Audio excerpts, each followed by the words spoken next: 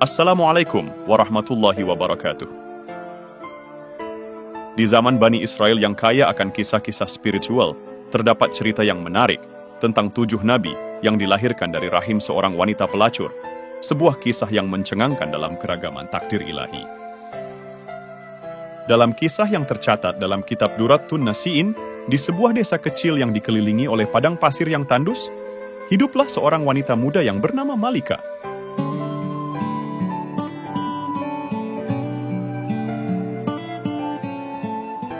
Cantik, memesona, namun juga penuh dengan kesedihan dan kekosongan dalam jiwa. Keelokan wajahnya dan keanggunan tubuhnya, selayaknya karunia dari Yang Maha Kuasa, sayangnya tercela karena dimanfaatkan untuk meraih keuntungan dengan cara yang tak layak. Dia adalah seorang pelacur yang terkenal di antara penduduk desa, namun keindahannya hanya menjadi alat untuk perdagangan duniawi yang tak bermoral. Meski hidupnya terjebak dalam bayang-bayang dosa dan keputusasaan, di lubuk hatinya yang paling dalam, ada cahaya keinginan untuk mendekatkan diri pada Yang Maha Kuasa, namun ia merasa dirinya terlalu tercemar oleh dosa-dosa yang telah dilakukannya. Di zaman Bani Israel yang kaya akan kisah-kisah spiritual, terdapat cerita yang menarik tentang 7 nabi yang dilahirkan dari rahim seorang wanita pelacur. Sebuah kisah yang mencengangkan dalam keragaman takdir ilahi. Dalam kisah yang tercatat dalam kitab Duratun Nasi'in, di sebuah desa kecil yang dikelilingi oleh padang pasir yang tandus, hiduplah seorang wanita muda yang bernama Malika. Cantik, memesona, namun juga penuh dengan kesedihan dan kekosongan dalam jiwa. Dalam rumah kecil yang dipenuhi dengan harum wewangian bunga dan bergaung dengan langkah-langkah yang sunyi, Malika menjalani hari-harinya dengan menjual kehormatannya, tanpa mengetahui bahwa pada akhirnya, perannya dalam skema ilahi akan menjadi lebih mulia daripada yang bisa dibayangkan oleh pikirannya yang terpenjara. Setiap hari, Malika menantikan kedatangan para lelaki hidung belang yang datang ke ranjang kerjanya. Ranjang kerjanya dengan sengaja diletakkan di dekat pintu depan rumahnya, seolah menjadi titik fokus bagi siapapun yang melintas dan ingin mengambil bagian dalam aktivitasnya. Ketika pintu depan terbuka, setiap orang yang lewat di depan rumahnya dengan mudah dapat melihat Malika menggoda di atas ranjangnya. Dengan sengaja, dia memilih posisi itu agar para lelaki yang lewat bisa terpesona oleh kecantikannya, dan mereka yang imannya rapuh akan mudah tergoda untuk mencari kenikmatan duniawi dengan Malika. Konon, Malika menetapkan tarif yang sangat mahal, sekitar 100 keping dinar, yang jika dihitung dalam rupiah setara dengan sekitar 5,9 juta rupiah. Namun, tidak ada yang menyangka bahwa Allah memiliki rencana indah yang berbeda untuk Malika. Dia akhirnya mendapat momen luar biasa yang mengubah seluruh hidupnya, membawa perubahan besar dalam hidupnya yang sebelumnya gelap. Sebelum memasuki kisahnya, mari kita bersama-sama berdoa kepada Allah agar keluarga kita diberkahi dengan kesehatan, keberkahan, dan ampunannya. Semoga Allah menerima doa kita. Amin ya Rabbal Alamin. Kini, mari kita lanjutkan kisah Malika yang mendapatkan seorang lelaki syaleh sebagai suaminya. Dari pernikahannya itu, Malika dan suaminya diberkahi dengan 7 anak laki-laki yang semua diangkat oleh Allah Subhanahu wa Ta'ala menjadi para nabi. Suatu hari, seorang pemuda yang saleh dan tekun dalam ibadah, yang berasal dari daerah yang sangat jauh, melewati rumah Malika, sang pelacur. Mari kita sebut dia Fulan. Saat melintas, mata Fulan secara tidak sengaja menatap tubuh Malika di atas ranjangnya. Mendadak, keinginan syahwat birahinya mulai bergolak. Namun, sebagai seorang ahli ibadah, dia berusaha keras untuk menahan diri. Dia bahkan berdoa kepada Allah, memohon agar dijauhkan dari godaan setan yang tengah menggoda hatinya. Walaupun telah berusaha keras menahannya, nafsunya terus membara. Tubuhnya tegang dan akhirnya benteng keimanannya runtuh. Fulan tidak lagi mampu mengendalikan hawa nafsunya. Dia pun mulai mencari cara untuk dapat menikmati malam bersama Malika. Namun, dia terkejut mengetahui bahwa tarifnya sangat tinggi, mencapai 400 dinar. Fulan tidak memiliki uang sebanyak itu. Dalam keputusasaannya, dia pun menjual semua barang yang dimilikinya, termasuk pakaian yang ia bawa. Setelah berhasil mendapatkan uang dari penjualan barang-barangnya, Fulan dengan mantap mendatangi rumah Malika. Namun, begitu sampai di sana, dia disuruh oleh pegawai Malika untuk membayar uang tarif layanan. Ternyata, malam itu Fulan belum dapat menuntaskan hasratnya. Ia harus menunggu giliran mengantri bersama puluhan lelaki lain yang memiliki niat yang sama. Saat waktu yang telah disepakati tiba, Fulan mendatangi Malika. Malika sudah bersiap dengan rapi, menggoda di atas ranjangnya. Fulan pun memasuki kamar dan duduk bersama Malika di atas ranjang. Keduanya saling diam tanpa berkata-kata. Malika duduk di atas ranjang kerjanya, mereka saling diam tanpa berbicara. Kemudian Malika mengambil inisiatif dengan menggulungkan tangannya. Tangan itu hendak meraih tubuh Fulan. Namun, sebelum jemari lentik itu mencapainya, sentuhan Malika menyentuh kulit Fulan. Tiba-tiba saja, Fulan merasa sekujur, tubuhnya dingin, bagaikan disiram air es. Tubuhnya gemetar, hatinya terguncang. Rasa bersalah dan ketakutan yang luar biasa tiba-tiba menyelimuti tubuh Fulan. Imannya yang hampir lenyap tiba-tiba kembali. Dia merasa seluruh ibadah dan amal baiknya selama hidup hancur dalam sekejap. Sebuah kekuatan dahsyat tiba-tiba membuat hatinya ketakutan menyadari ada sesuatu yang aneh terjadi padanya. Malika, sang wanita pelacur, kemudian bertanya, "Kenapa kamu terlihat sakit?" Namun, tiba-tiba Malika mengeraskan wajahnya. Dia terkejut dengan jawaban Fulan, dan dengan emosi, Malika membentak. "Semua lelaki menginginkan apa yang kamu dapatkan hari ini. Mereka bahkan rela mengantri lama demi mendapatkanku. Kenapa kamu seperti ini?" Fulan, si ahli ibadah, masih gemetar. Kakinya ia lipatkan ke depan dadanya, dan detak jantungnya semakin kencang. Dengan nada ketakutan, dia berkata, "Aku sangat takut pada Allah. Aku takut Allah murka dengan uang yang sudah kubayarkan tadi. Silakan ambil saja itu, halal bagimu. Tapi izinkan aku keluar dari sini." "Apakah kamu sama sekali belum pernah?" tanya Malika. "Ya, ini yang pertama," jawab Fulan.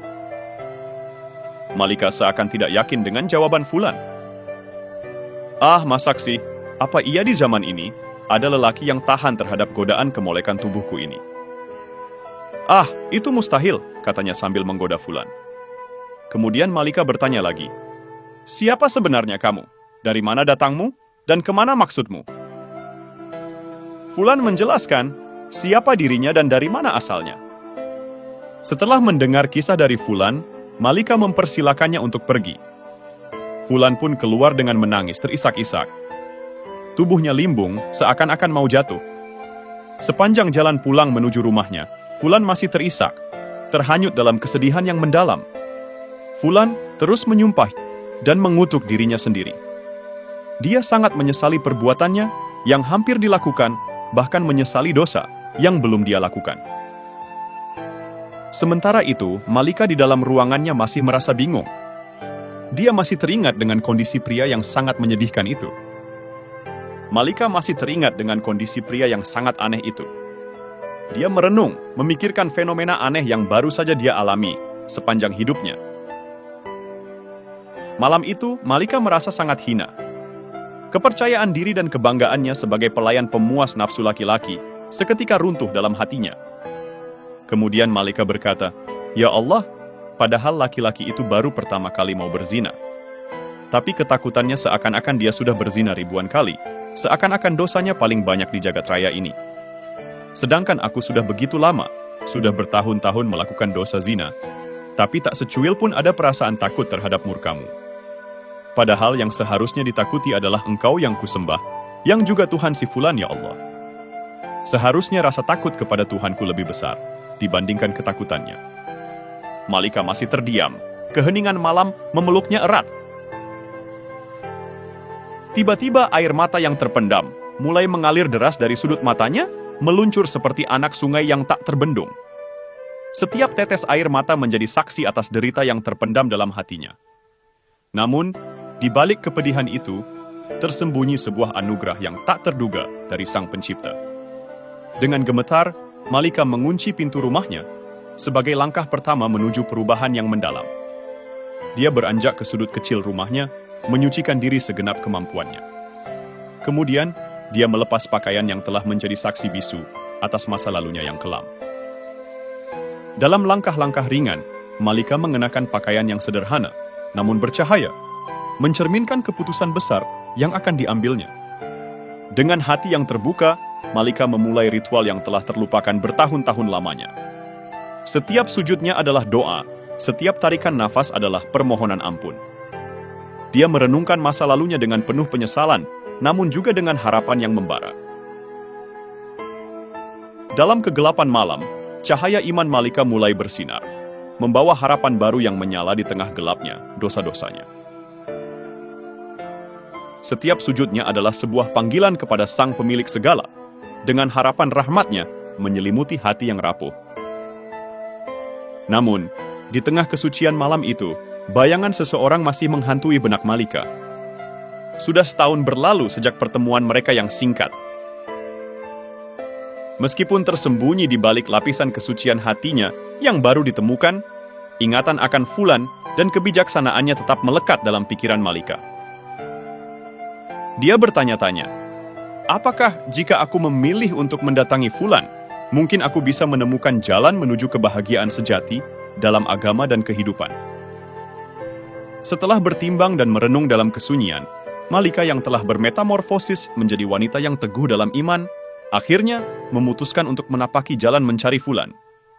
Dengan langkah yang mantap, dia berangkat, membawa harapan dan doa dalam setiap jejaknya, menuju titik temu yang mungkin akan mengubah jalan hidupnya selamanya. Dengan tekad yang menggebu, Malika mengikuti jejaknya yang tertulis dalam memori, menuju alamat yang pernah disebutkan oleh Fulan. Bersama dengan beberapa sahabat setianya yang penuh semangat dan iman, Malika berangkat menempuh perjalanan menuju tujuan yang mungkin akan mengubah takdirnya. Setelah berbulan-bulan berlalu, mereka akhirnya tiba di kampung yang menjadi tujuan mereka. Dengan hati yang berdebar-debar, Malika bertanya kepada warga setempat tentang keberadaan rumah pemuda soleh yang dicarinya. Dengan keramahan khas desa, mereka diberi petunjuk yang akhirnya membawa mereka ke pintu rumah Fulan. Saat pintu terbuka, suara salam pun terdengar. Fulan muncul, menyambut tamu-tamu yang tiba dengan ramah. Namun, di balik cadar yang menyembunyikan wajah Malika, Fulan belum bisa mengenali siapa yang datang. Begitu Malika mengangkat cadarnya, sinar mata mereka bertemu dalam satu titik, menghadirkan kenangan akan pertemuan mereka yang lalu. Meskipun setahun telah berlalu, kenangan itu masih segar dalam ingatan mereka berdua. Ketika Malika mengangkat cadarnya, mata mereka bertemu, dan Fulan merasakan kehadiran Malika membawa gelombang kenangan yang mendalam. Tubuhnya tiba-tiba terasa kaku, dingin, menggigil seperti dalam peristiwa yang menjadi bayangan terakhirnya dengan wanita di depannya. Tubuh Fulan terkulai lemas, getarannya meningkat menjadi gemetar hebat. Keringat dan air mata bercucuran tanpa henti. Tiba-tiba, dalam kepanikan yang tak terkendali, Fulan menjerit histeris, memohon ampun pada Sang Pencipta. Suara jeritannya terdengar begitu keras, sehingga nyawanya ikut terhempas dalam gelombang keputusasaan. Fulan pun terkulai, menghadap kematian dalam seruan terakhirnya. Kematian Fulan menorehkan duka yang mendalam bagi Malika. Kesedihan dan kehilangan menyelimuti hatinya, meruntuhkan segala harapan dan impian yang pernah ia genggam erat. Hati Malika teriris dalam kepedihan, namun dia tetap tegar. Dalam setiap sujudnya, dia mencurahkan isi hatinya kepada Sang Pencipta. Ya Allah, bisiknya dalam doa yang penuh kepasrahan. Aku datang ke sini dengan niat suci, ingin mendekatkan diri kepadamu melalui pertemuan dengan dia. Namun, jika engkau lebih mencintainya dan menghendakinya kembali padamu, aku menerima dengan lapang hati. Tangisan Malika meledak, air mata tak terbendung membanjiri pipinya. Setelah pemakaman Fulan selesai, Malika memutuskan untuk bertanya kepada keluarganya. Adakah saudara laki-laki dari Fulan yang membutuhkan seorang istri? Tanya Malika dengan hati-hati. Mereka mengangguk, mengkonfirmasi bahwa Fulan memiliki saudara laki-laki yang sangat soleh, meskipun hidup dalam keterbatasan dan kemiskinan.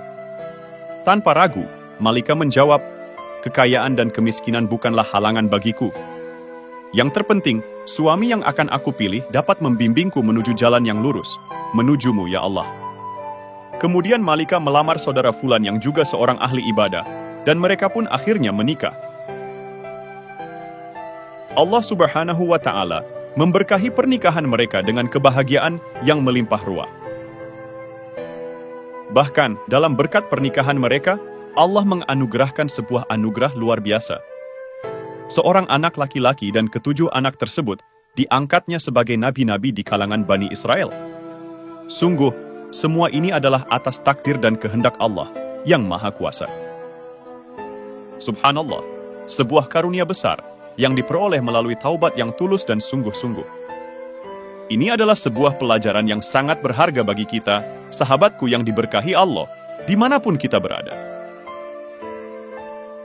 Ini mengajarkan kepada kita untuk tidak pernah meremehkan orang lain. Mungkin saja hari ini seseorang tenggelam dalam dosa dan kesalahan, namun siapa yang tahu bahwa besok pagi dia akan bertaubat dengan sungguh-sungguh dan menjadi kekasih Allah. Seorang yang tekun dalam ibadah.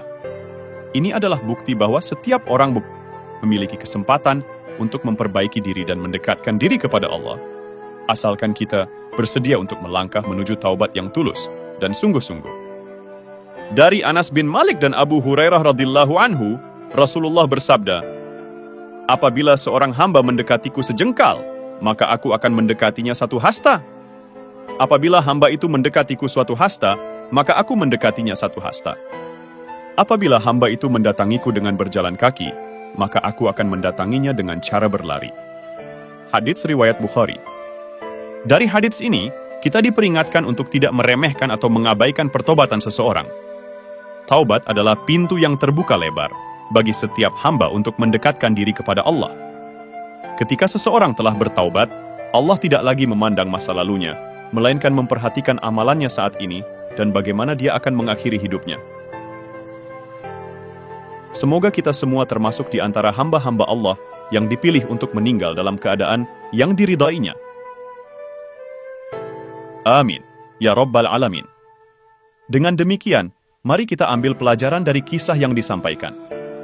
Semoga kisah ini memberikan manfaat dan menjadi pembelajaran bagi kita semua. Allahu a'lam bishawab. Akhir kalam. Wassalamualaikum warahmatullahi wabarakatuh.